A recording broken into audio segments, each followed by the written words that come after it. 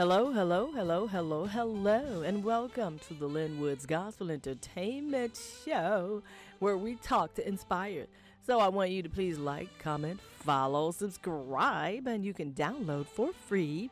That way you never, ever, ever miss an episode of this uplifting, encouraging, and inspiring show. My guest today is Dove Award nominee and SOAR Award winner, gospel recording artist, choir master, songwriter, director, producer, the Duke of Gospel, James Hall.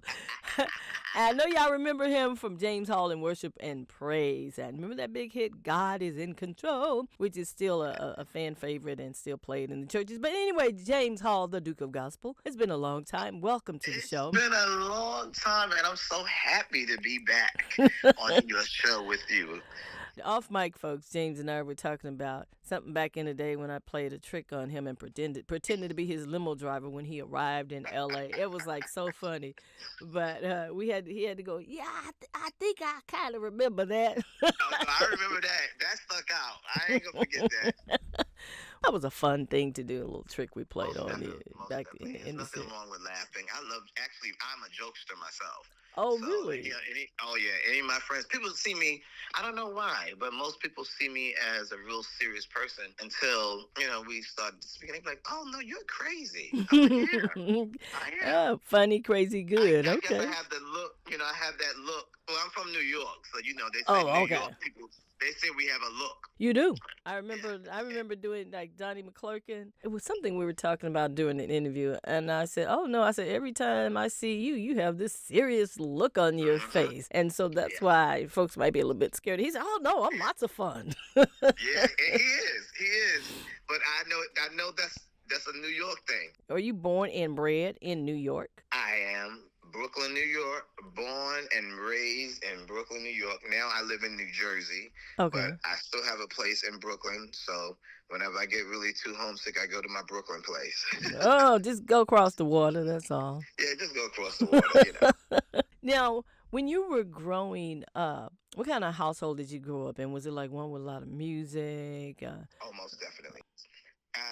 So my bracket, I'm the baby of the 8 siblings. Okay. So I had the last generation of siblings that were home. Mm-hmm. My brother Grant, who played bass, and my brother Richard, who was a DJ for parties and stuff. So I always had music in my house. And my mom, who was just amazing, she listens to everything. She loved gospel, but she also loved like Nat King Cole and I can't think of this.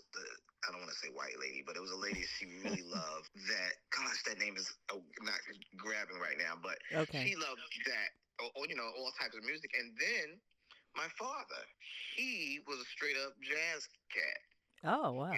He loved jazz, and I always tell the story. It's like weird how you turn into what you call yourself hating. Because I was coming up.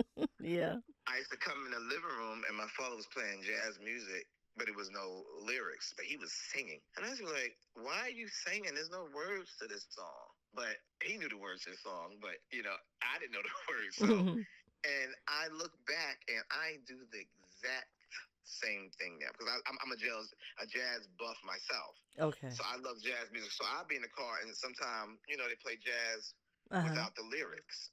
And I'll be just singing the lyrics to the song.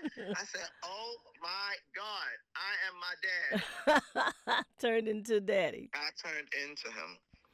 Oh, Looks and wow. all. He can't deny me if he wanted to. It's disgusting. Oh, gee. Oh, wow. That's funny. That's funny and fun stuff too. Now, Yeah, it's so amazing. you grew up in this musical household. You got all kind of music all around you. Your Most brother definitely. DJ, mama singing. Yeah. Loving Nat Mommy King played Cole. the piano. My Okay. father loved jazz. My other brother. So I grew up in the house with 2 brothers. At Okay. the time, my season, because I'm the baby. Mm. So the last 2 of the growing up kids were in the house. That was my brother Grant, my brother Richard. Richard was a DJ, and my brother Grant was a bass player, which he still is a bass player. With you, did you learn to play any musical instruments? Yeah, well, I was trained classically. I had Okay. classical piano training. That was my start. Oh, Actually, okay. all of us started the same way. I'm the only one that stuck with the music like that. I finished the classical training. When did you know that music was your thing? Your thing, your purpose? Maybe when I got in school. Maybe when I got in school, because it might sound a little selfish, but I kind of feel like I had an edge on the other kids because I had music because I had music in me. Because Mm-hmm. like whenever there was something, the church kids always thrived. Like if it was a play or something, we always were a little extra because we had the music and the church in us. And and that provided like training. Yes, most definitely.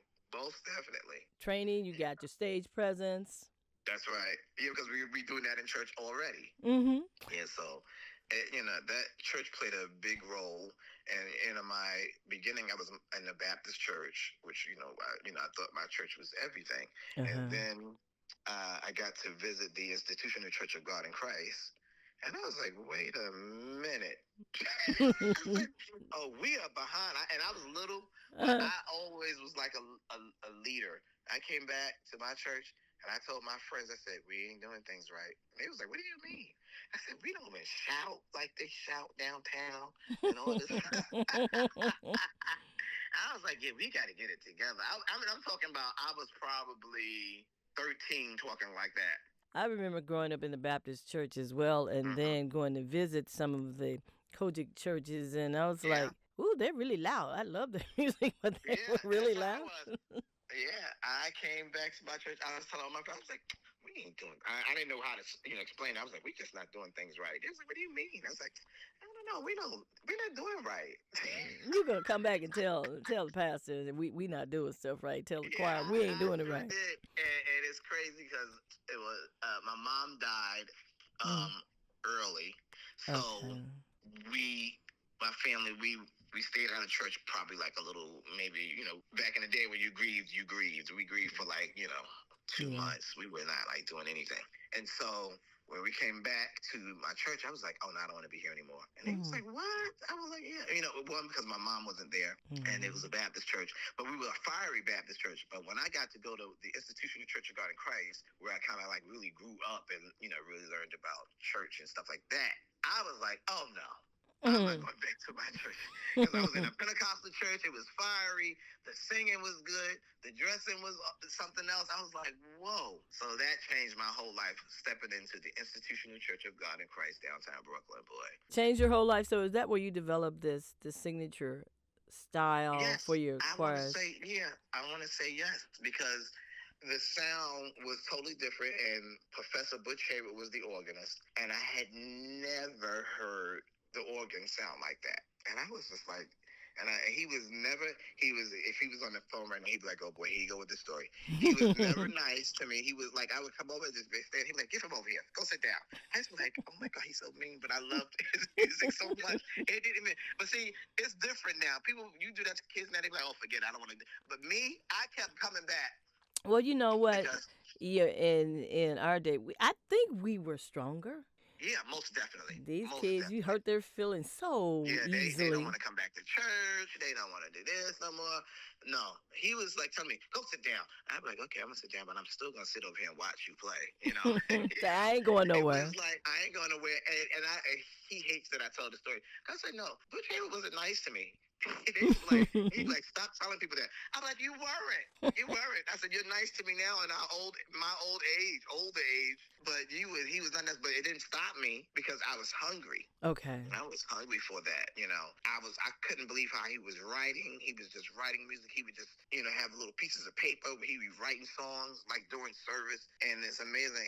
He didn't show me, he didn't teach me anything. He would never show me. And I'm like, what chord was that? He'd be like, I'm not showing you anything. You can figure it out on your own. He was so mean, but I guess he felt I had it. He felt, I'm not going to show you. You could do it on your own. And sure enough, he never showed me anything, but I tell him all the time, I'm the closest to you. And his writing, I got that from him as well. He was an amazing songwriter, and he used to write on little pieces of paper. He'd write a song right while service is going on and teach it like afterwards. And I was like, wow, that's amazing. And when I got into high school, it was a predominantly white school, and we was like the church kids always got together, started hanging out in the music room. And I was like, it was like, we ain't nothing in our school for the black kids. I said, let's start a quiet. So we started singing in the music room. And then we started a school choir, a gospel school choir. And from that really is where worship praise kind of started, because when I got out of school, I was like, let's keep it going. Oh, so you And started in high school with the yeah, choir, the and school choir. That's right. out of the fact that there was no choir for the Mm-mm. style and singing of like coming out of No, the not at all. churchy kids, was none. No.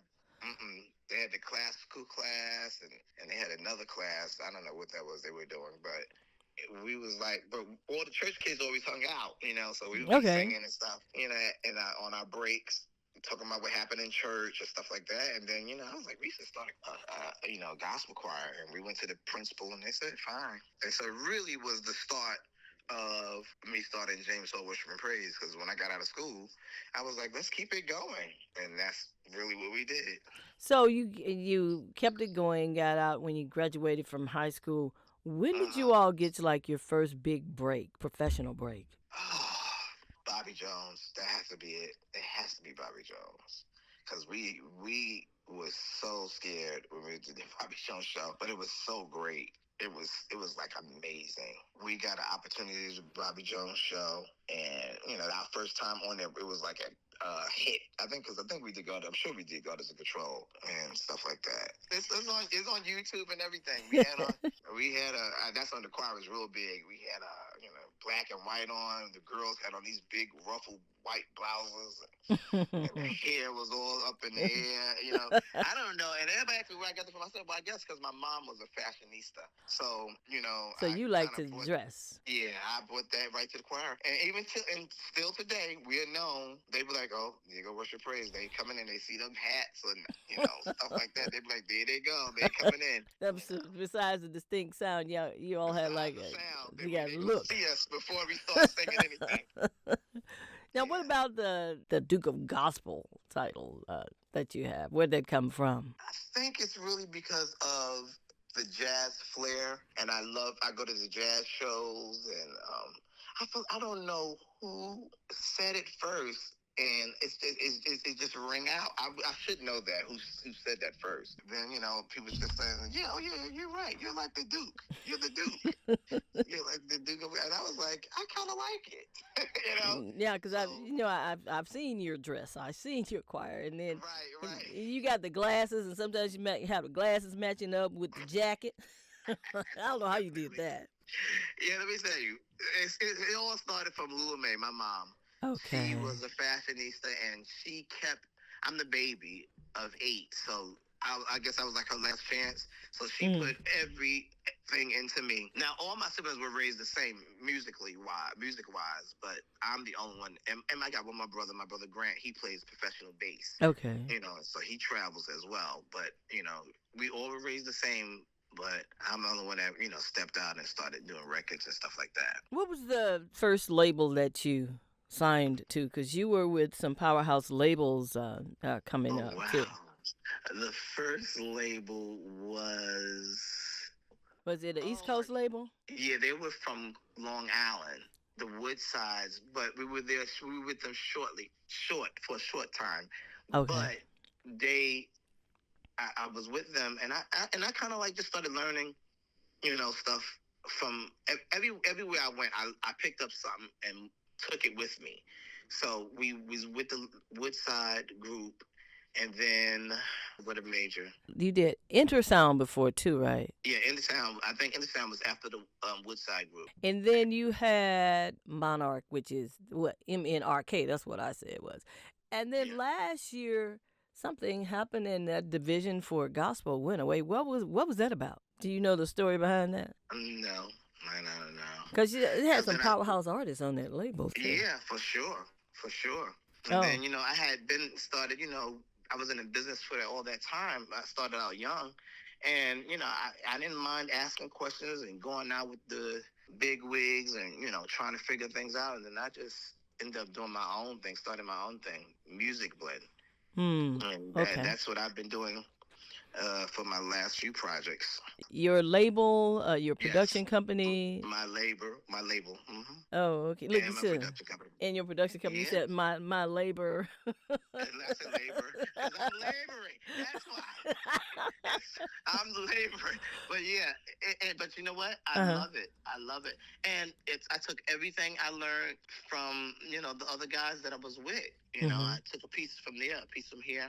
And somebody, I think it was my pastor, Dr. Bond. I think he spoke in my life. He said, you should be able to start, you should do your own thing. You've been in the business long enough. I said, yeah. I said, well, how do you start that? And I Mm. got, around some people that gave me, how to move forward. And then I started Music Blend. Wow. So your own independent label. Now it's not as difficult as it was when you first No, started with that. no, definitely not. Yeah. Definitely not. Mm-mm. Uh-huh. So there's way more information out there. You can find stuff everywhere. And we got social media. So the thing Mm. is, you don't need, I mean, if you know how to market yourself and you got something going good for you, people going to come and see you. People going to check for you. We see it all the time. These young kids are doing stuff in their house and Mm. put it on social media, and everybody's going crazy.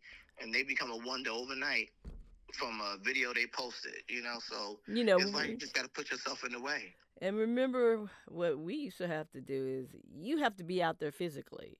You got to Most play in these definitely. churches. You got to That's go right. to these That whatever You got to go functions, to events. conventions. You got to Yeah. show your face at the convention. You got to sign up. You had to pay to be on these conventions. Pay to sing on those certain stages.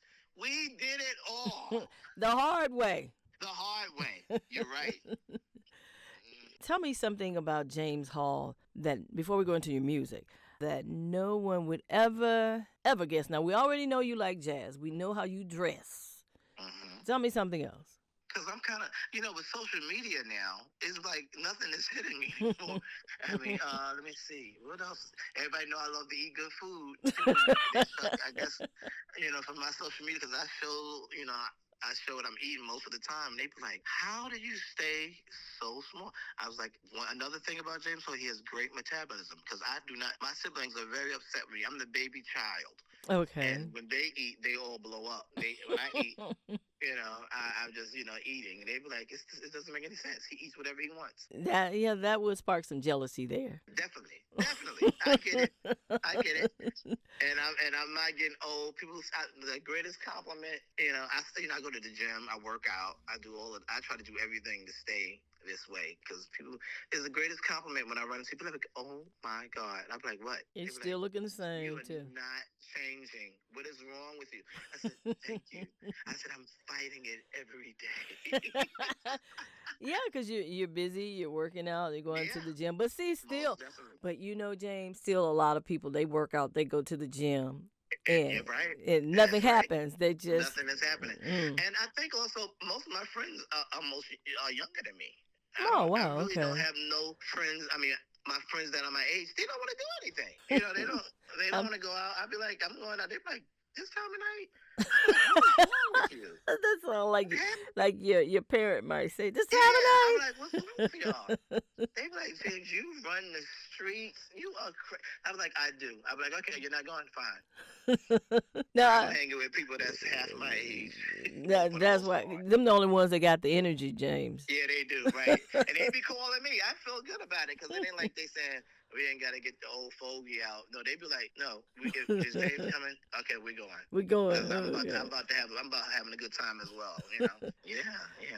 Now, You gospel got to live music, this life. yeah, you You really get one really do. chance. Yep, you You get do. one chance. One chance, so you better do what you can do and stay on That's right. purpose. That's right. Speaking of staying on purpose, the gospel industry, music industry has, Mhm. it's ever evolving and evolved over the years. Mhm. How have you adapted while staying true to your sound? By staying true to it. You ain't By staying changing. true to it. Because and I've had, before I started my own label, before that, they always would try to change me some kind of way. They were like, you should do a song like this. And I'd be like, ooh, that's just not me. And they'd be like, oh no. If you do it, and I have maybe like two good stories of that happening, where they, someone sent me a song and I hated it, and it actually becomes it became a big song. Okay. So it does happen. There's a song, I think it's like 2 projects ago, called King, when the guy named Zeke that wrote it, he said to me, I said, this is totally not what I do. He was like, I know. He said, but I don't know why I said, you hear me singing this? I was like, yeah. Because I always did like the songs with the jazz flair and all that stuff. And I brought it home. I listened to it every day. I was like, I do kind of like it, and I could kind of see what I could do with the vocals, the choir vocals. I just didn't see me singing it. It was such a different song for me. But when it came out, it was like everybody was like, "Oh my God, James is stepping out the bag," and all stuff. I was like, wow. So sometimes you have to just push yourself to do Okay. some things you're not really interested. But like my goal right now is I'm going to do a jazz project. I just want it to be authentic. I don't want it to be a gospel jazz project. I want it to be a straight up jazz project. Of course, because I'm churchy, it will have some churchy flair, certainly through the project some kind of way, because I'm a church boy.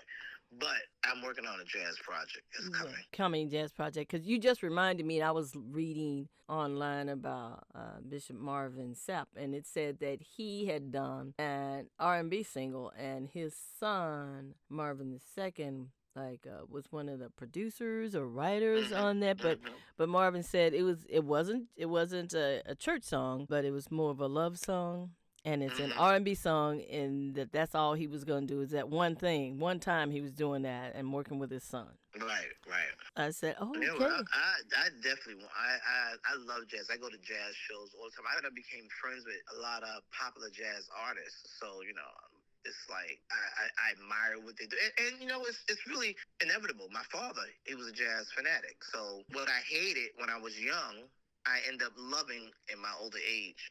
Because he used to play jazz in the house, and I used to play going in the kitchen to my mom and go, what is that? It's like there's no words, because he was playing like the musical parts. He wasn't really playing. And he would be singing. And I'm like, he's singing. No, he's singing. There's no words to the song. I do that now. It's like amazing how life is. Because now that I listen to jazz, I get it. I know the words. And so a lot of times instrumental jazz comes on and I can sing along with it, because I'm like, oh, this is so-and-so. I start singing. I'm like, this is so scary. I turned into my father. Literally. Yeah. They have those commercials like, oh, what's the name of that commercial? Some kind of commercial about insurance or something. They're meddling folks that people are turning into their parents. Yeah. I've seen that before. You seen it, so you know what I'm talking about? Oh yeah, it's for sure. But I don't have to see that commercial, because I'm living it. I'm living it, and I didn't see it. For a long time, I didn't see it because my father wasn't like a stay-home dad. So Okay. it's like we didn't have like the closest relationship, and growing up as a child, you don't understand certain things. So I'm a mama's boy. I was a mama's boy for sure. Okay. But I wasn't a daddy's boy, because I always had like a little edge about him not always being home. But let me tell you something. Nevertheless, I turned into my father. It's unbelievable. Yeah. Okay. It's unbelievable. I wasn't right on 24/7. It's just what were they want to call it? Like your genes, DNA, DNA. I turned right into them. It's unbelievable. You were talking about jazz and then singing along. So your vocal arrangements, they're very intricate and unique. So what's your creative process when you're working on new music? Because I know you got new music coming. You got that. Yes. You're going to do that jazz project. So what's your creative process while you're going through this? I just look for inspiration, really. And whenever I'm looking for inspiration, I never find it. So the thing is, it just so happens that I'll be somewhere and I'll be like, oh my God, did you hear that? And people go, what? I'm like, never mind. And I like get my phone, things off of phones now, and I like put my phone in the air to tape it or whatever. And so I'm inspired by so many different things. I can't even say one thing inspires me. Okay. Like, I go to jazz. I go to all type of shows. I go to jazz shows, and I became friends with a lot of jazz artists. I go to secular shows. I'm not a rock fan, so you won't probably see me at any of that. But the jazz shows, and I got, of course, rhythm and blues. I have a lot of secular artist friends that every time they come to town, they invite me. So I always support all my friends in the music industry, gospel, secular, R&B. So, so I have a little bit of all. I love all of it. So I do feel I'm going to do something. Now I know I ain't going to do no secular album because I know the church will crucify me. But I'm definitely going to do a jazz project. You would definitely do a jazz project. The role of gospel music in the church. Let's talk a little bit about that before we go into future things that you're doing. The role of gospel in the church and the culture continues to change. Where do you see it heading in the future, and how do you fit in with your brand of music? I feel this is definitely a change because we got the CCM now, and we have there's some other stuff out there. I don't know what they call it, but I think the foundation is going to always be gospel.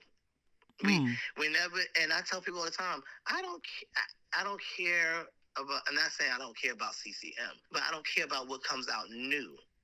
Whenever you stick to like what's the foundation, it always works. I've been on programs where people get up and they doing a lot of, and I'm not knocking it. I don't want to take the wrong way, but they're doing CCM and stuff like that. And because some churches, that's all they do in their church is CCM. See, I come from a musical church, so we're doing gospel. We may do some anthems here and there and stuff like that because I have the classical part in me, so that's always going to be a part of what I do. But I'm about and I'm not being prejudiced, but I'm about black gospel. And staying true to it, no matter where you go, it's in you. Because it's nothing like it. It's nothing like it. You cannot put up. I've seen on award shows it be singing secular music all night. Somebody come out and do gospel, and the whole shift change because of the gospel music. Like that, we say the atmosphere shifts. Yeah, that's what I mean to say. Yeah, and it's a fact because most of the people that sing in R&B or whatever, rock, no matter what, their foundation was gospel in their church. They started singing in their church. I was reading something recently. I'm not going to stay too long on this, but I was reading something recently. I don't know what article or whatever it was about the R&B artists not sounding today don't sound like the R&B artists say maybe in the 90s, 80s, and 70s because a lot of them came straight out of the church. I agree.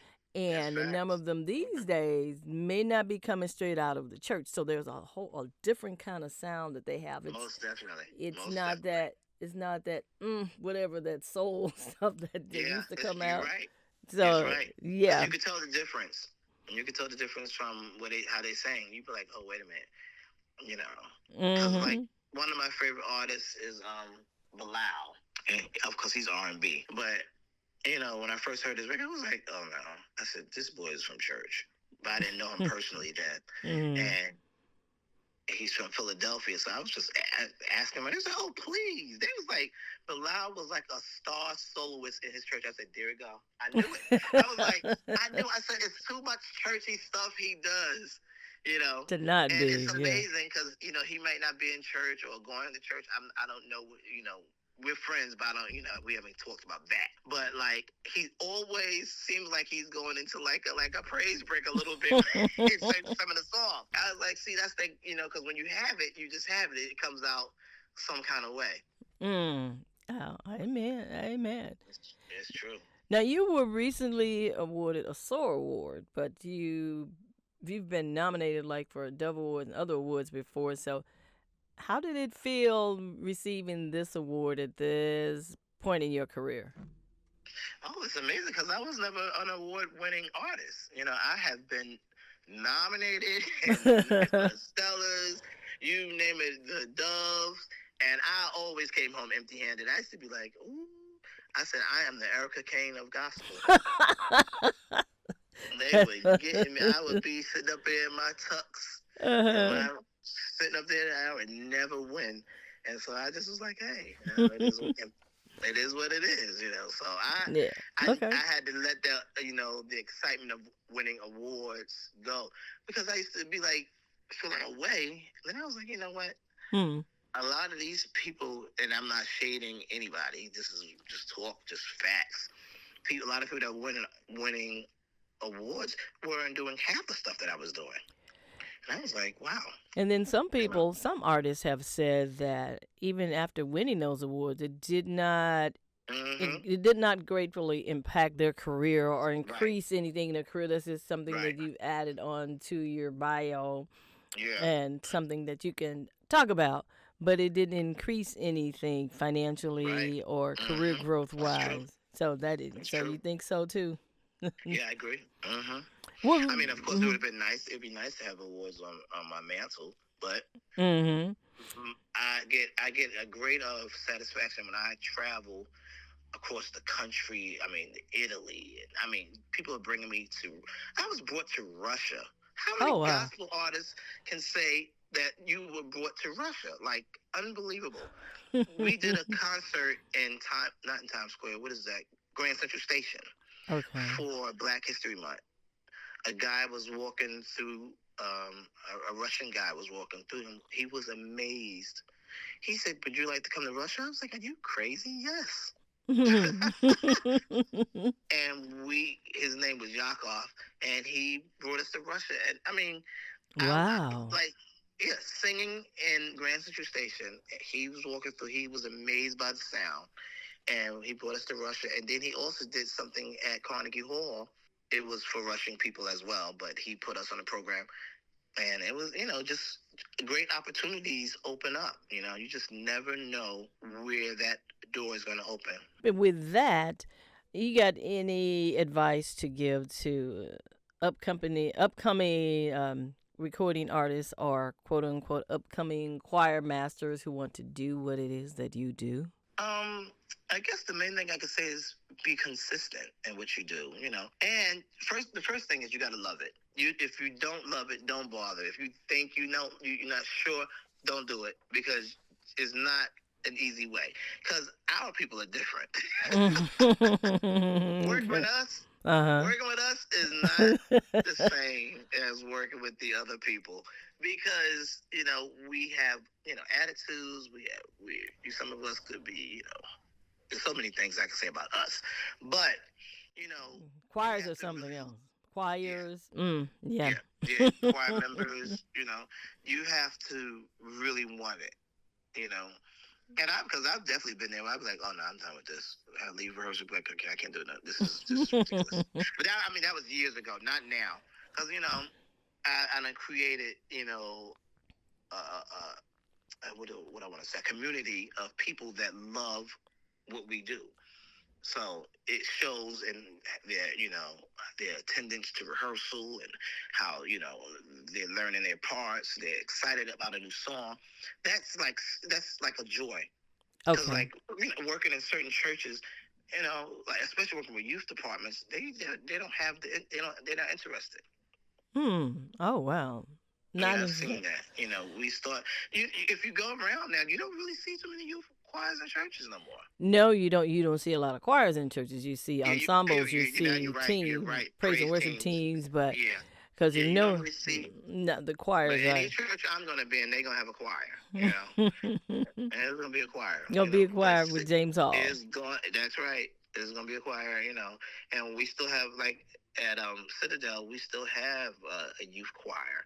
They don't sing often. They do the youth days and they do Mm. the Easter and all of the special kind of days like that. But they know they come. They come and I put them. They get their parts and everything. Now, You know, what's the church? Your church again? You said Citadel. Citadel. Bishop Dr. Kevin Bond is my pastor. Okay. Citadel of Praise and Worship.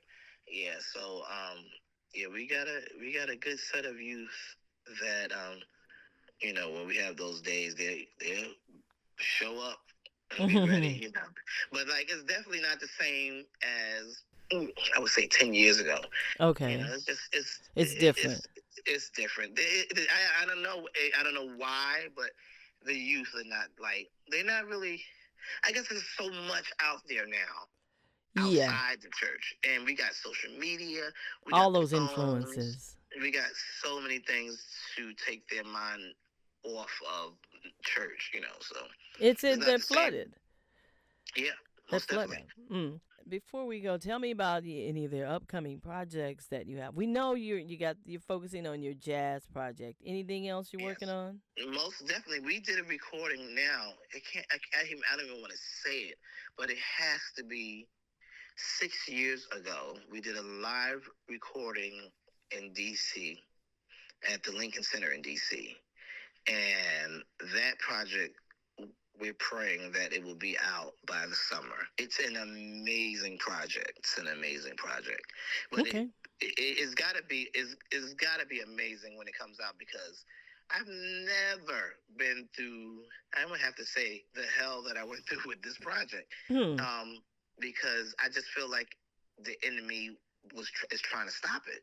So I said, "Oh, this makes me want to fight more," because the actual session was amazing, but it's just like certain, how do I say this?